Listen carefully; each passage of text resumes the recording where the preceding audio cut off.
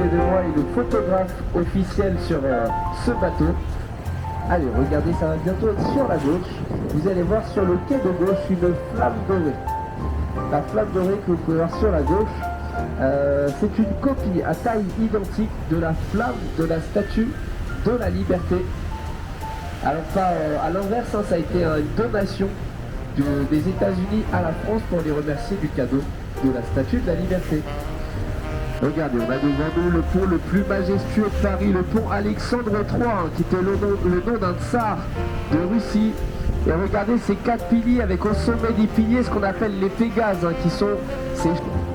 Allez, si on se retourne, regardez ce pont, comment il est magnifique. If we look backside, we can see the 24 street lamps, especially designed to decorate this wonderful bridge.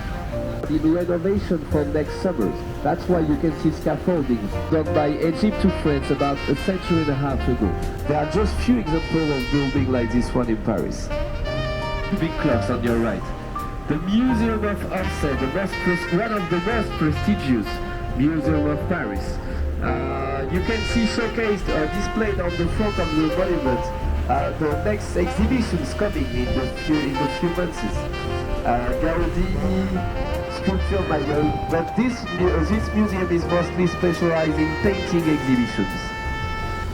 And now we are in the zone of the museums in Paris, because on the other side it's the edge of the Museum of Paris, the Museum of the Louvre Museum.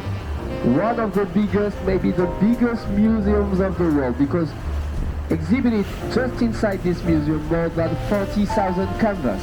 Valuable and well-known famous painting of the world, the Mona Lisa, the Joconde, is housed in there. Under really high protection, because you might already know that the Joconde has been stolen about a century ago and discovered a few months later in the house of an Italian guy who would like to brought back the painting in Italy.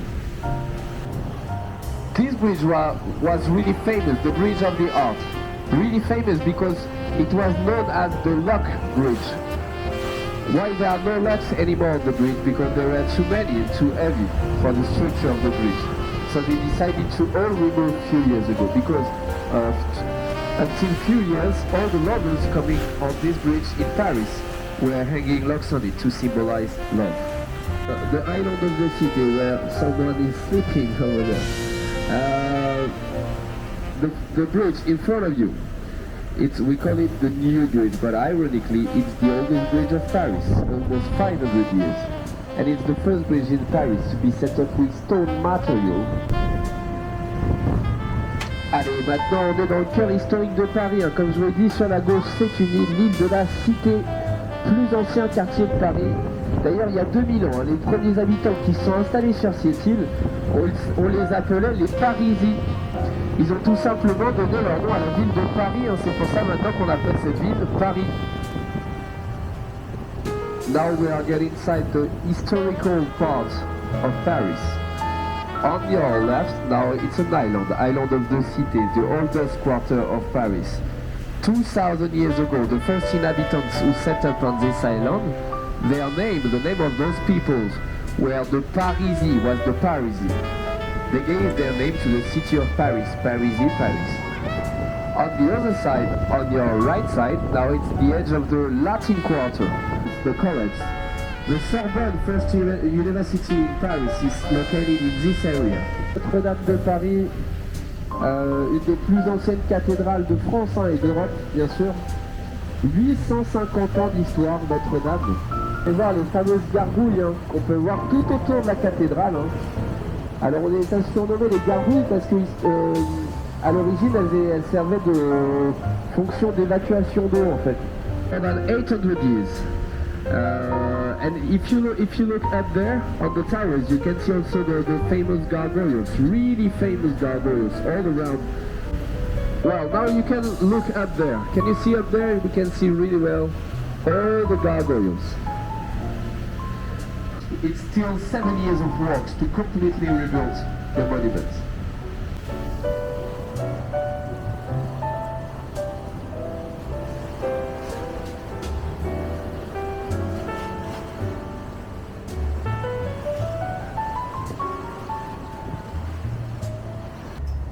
et on va passer de l'autre côté des îles qu'on vient de longer. Beautiful medieval architecture with beautiful towers.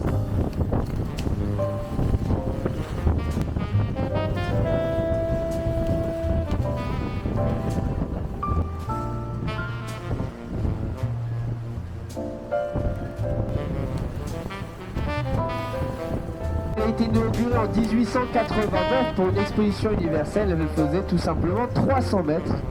Et c'était à cette époque-là, avec ces 300 mètres de hauteur, la structure, la construction humaine la plus haute au monde. Et ça allait rester pendant presque un demi-siècle jusqu'à l'inauguration de l'Empire State Building à New York, mais bien plus tard, dans les années 1930. Now you can see in the daylight, you can see this Eiffel Tower in brown color. But actually the first color of this Eiffel Tower, when it has been set up, was not brown. The first color was completely red. It was the first color of this Eiffel Tower, the first aspect of the monument. Well, by the way, if you look, you can see a small red part on the building. On the right side of the building, right in the middle, you can see a small red part on this Eiffel Tower. It was the original color of this Eiffel Tower. Can you see the red part over there? This was the original color of the monument. It was all red like this one. And then it changed several times of color. The Eiffel Tower turned yellow a few years later, and then blue, and then brown. And for the Olympic Games of 2024, which will take place in Paris in 2 years, they will paint over the old monuments in another type of brown color, in between brown and yellow color.